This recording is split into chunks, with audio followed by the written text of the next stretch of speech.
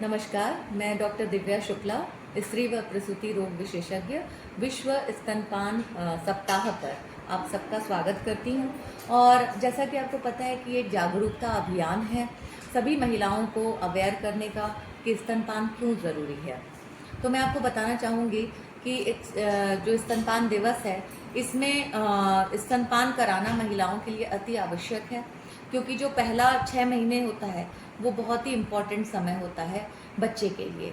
तो इसको हम लोग बोलते हैं एक्सक्लूसिव ब्रेस्ट फीडिंग, जिसमें मदर सिर्फ अपना ही दूध पिलाती है। इसमें ऊपर से कोई भी चीज़ ऐड ऑन नहीं की जाती है।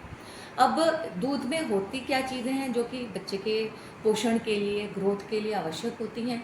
तो इसमें होती हैं प्रोटीन, कार्बोहाइड्रेट, फैट और तमाम तरीके के न्यूट्रिएंट्स जो बच्चे को पूरी तरह से ग्रोथ करती हैं और उन्हें तमाम तरीके के संक्रमण जैसे कि डायरिया और न्यूमोनिया से बचाती भी हैं। इसके अलावा उन्हें तरह तरह की जैसे कि सांस की समस्याएं होती हैं, जिसको हम अस्थमा कहते हैं, उसमें भी मदद मिलती है कि बच्चा जो है प्रोटेक्टेड रहता है। WHO और यूनिसेफ ये 2 संगठन हैं जो कि पूरे विश्व में ये जागरूकता अभियान लाए हैं कि सिर्फ और सिर्फ 6 महीने तक मदर अपना स्तनपान ही कराएगी। आजकल जैसा कि ट्रेंड है, वर्किंग महिलाएं हैं वो इस पर ध्यान नहीं देती हैं और बॉटल फीडिंग को तवज्जो देती हैं, मगर बॉटल फीडिंग कहीं से भी सेफ नहीं है। बॉटल फीडिंग से सबसे पहले ये सांस की प्रॉब्लम्स बच्चों को शुरू हो जाती हैं। तो सभी डॉक्टर्स ये मना करते हैं कि कभी भी बॉटल फीडिंग ना कराएं, क्योंकि बॉटल और उसका जो निप्पल होता है वो रबर का बना होता है और वो सफाई करने से अच्छे से साफ नहीं होता, तो उससे संक्रमण होने के ज़्यादा चांसेस होते हैं। परंतु अगर मदर अपना टाइम देकर 6 महीने तक स्तनपान कराए तो ये सारी प्रॉब्लम से अपने आप को बचा सकती है। ये संभव नहीं है कि सभी वर्किंग महिलाएं ये फॉलो कर सकें, लेकिन मैं अनुरोध करूंगी कि कोशिश तो की ही जा सकती है कि महिलाएं अपना स्तनपान बच्चे को कराएं। स्तनपान कराना कब चाहिए? इसका समय होता है शुरू का, जैसे ही प्रसव के बाद बच्चा आया 1 घंटे के भीतर स्तनपान शुरू करा देना चाहिए।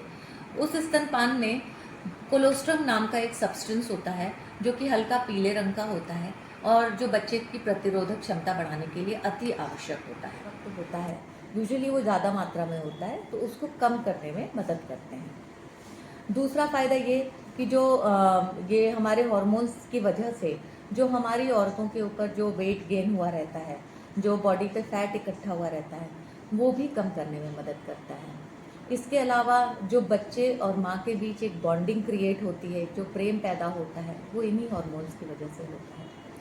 चौथा लाभ ये कि जैसे हम ब्रेस्ट फीडिंग कराते हैं तो हम हर 2 घंटे पे हमारा नेचुरली मिल्क तैयार हो जाता है, तो वो बच्चे को प्रतिरोधक क्षमता बढ़ाने में मदद करता है।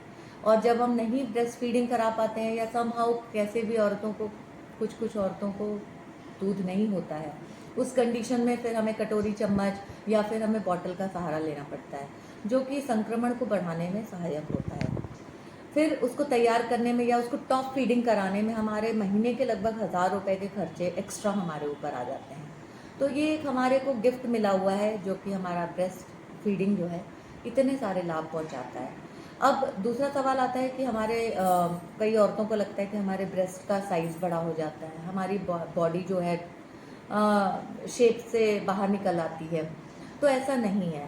जब हम ब्रेस्ट फीड कराते हैं तो हमारी दूध की नलियों में जो हमारी ब्रेस्ट की नलियाँ होती हैं उसमें दूध भर जाता है, तो हमारी जो वो नलियाँ हैं वो थोड़ी मोटी हो जाती हैं।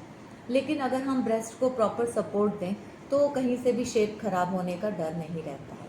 इनसे एक तो हमारे को बहुत सारे लाभ होते हैं, जैसे कि फिर ओवरीज का कैंसर ये नहीं होता, क्योंकि जो भी औरतें ब्रेस्ट फीडिंग कराती हैं इन कैंसरों से सुरक्षित रहती हैं। स्तनपान जैसा कि बोला जाता है कि शिशु का प्रथम अधिकार होता है माँ के दूध के ऊपर, तो ये सप्ताह का यही हमारा मेन ये रहेगा कि आप स्तनपान पे शिशु का प्रथम अधिकार बना रहे और इसकी जागरूकता आप सबके घर घर तक पहुँचे कि स्तनपान कराना क्यों आवश्यक है।